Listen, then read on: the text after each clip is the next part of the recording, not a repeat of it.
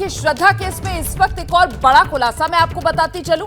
नशे का आदी आरोपी आफ्ताब, जैसा कि हमारे सहयोगी वरुण जैन जानकारी दे रहे थे, नशा करने की आदत को लेकर श्रद्धा आफ्ताब को टोकती थी। आफ्ताब को श्रद्धा की ये रोक टोक पसंद नहीं थी। श्रद्धा केस में इस वक्त एक और बड़ा खुलासा, नशे का आदी है आरोपी आफ्ताब पूनावाला। नशे को लेकर आफ्ताब को श्रद्धा रोकती थी, टोकती थी और आफ्ताब पूनावाला को श्रद्धा की ये रोक टोक बेहद नागवार गुजरती थी। तो कुल मिलाकर एक और मुद्दा दोनों के बीच मतभेद का, अनबन का, वो ये गंदी आदत आफ्ताब पूनावाला की नशा करने की आदत भी बनती हुई नजर आ रही है। सीधे रुक करते हैं मेरे साथ मेरे सहयोगी वरुण जैन, लगातार बने हुए हैं, पल पल का अपडेट दे रहे हैं। वरुण, नशे का आदी आफ्ताब पूनावाला, ये वो आदत जो दोनों के बीच झगड़े की वजह बन रही थी, ये भी सामने आ रहा है खुलासे में? देखिए, बिल्कुल अब तक की जांच में ये बात पुलिस के सामने साफ हो चुकी है कि दोनों के रिश्ते जो थे वो समय के साथ काफी खराब हो चुके थे। दोनों के बीच अक्सर झगड़ा होता था और जो आफ्ताब है वो श्रद्धा के साथ अक्सर मारपीट करता था और इसकी कहीं ना कहीं एक बड़ी वजह यह भी थी कि जो आफ्ताब है उसे नशे का आदी था। वो अक्सर गांजे की सिगरेट पिया करता था और इसको लेकर श्रद्धा उसे हमेशा टोका करती थी। उस दिन भी उसने उसको टोका था। इस बात को लेकर भी उनके बीच में झगड़ा हुआ था कि अब वो दिल्ली आ तो गए हैं लेकिन जो सामान है उसकी शिफ्टिंग किस तरीके से होगी।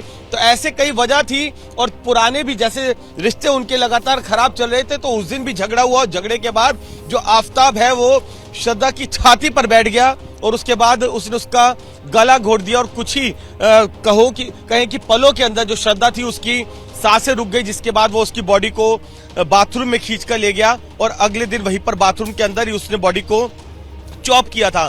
तो कहीं ना कहीं जब पुलिस इन्वेस्टिगेशन को आगे बढ़ा रही है तो कई ये खुलासे हो रहे हैं और उसी के साथ ही जैसे समय बीत रहा है पुलिस की जो आशंकाएं हैं इस पूरे मामले में बहुत ज्यादा बढ़ती जा रही है।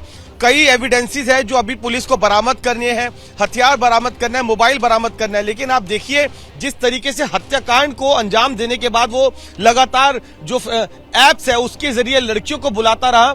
अभी तक किसी लड़की ने पुलिस से खुद संपर्क नहीं किया है। जो बम्बल ऐप है उसको जरूर चिट्ठी लिखी गई है, उससे भी किसी तरह की कोई डिटेल जो है वो पुलिस को बरामद नहीं हुए। तो ऐसे में पुलिस को इस बात की आशंका सता रही है कि जिस तरीके की इसकी मानसिकता है, जिस तरीके की साइकोलॉजी है, कहीं ऐसा ना हो कि इसने जो लड़कियां घर पर आई थी इसे मिलने के लिए कहीं किसी और लड़की की भी हत्या कर दी हो। यही वजह है कि पुलिस जल्द से जल्द डिटेल मिलने के बाद उन लड़कियों तक पहुंचना चाहती है, उनके बयान दर्ज करना चाहती है, क्योंकि पुलिस को आशंका है कि आफ्ताब सीरियल किलर भी हो सकता है।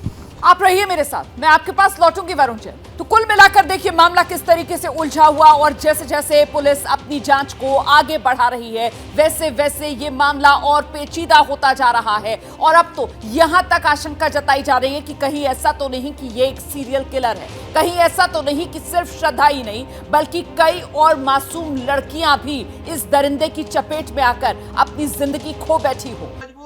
क्या मजबूरी है मेरी, बताइए।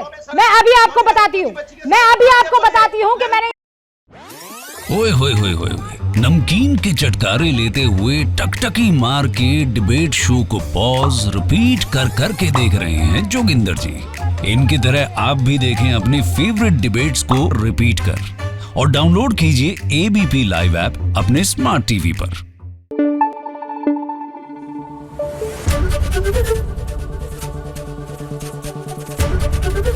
एबीपी न्यूज आपको रखे आगे।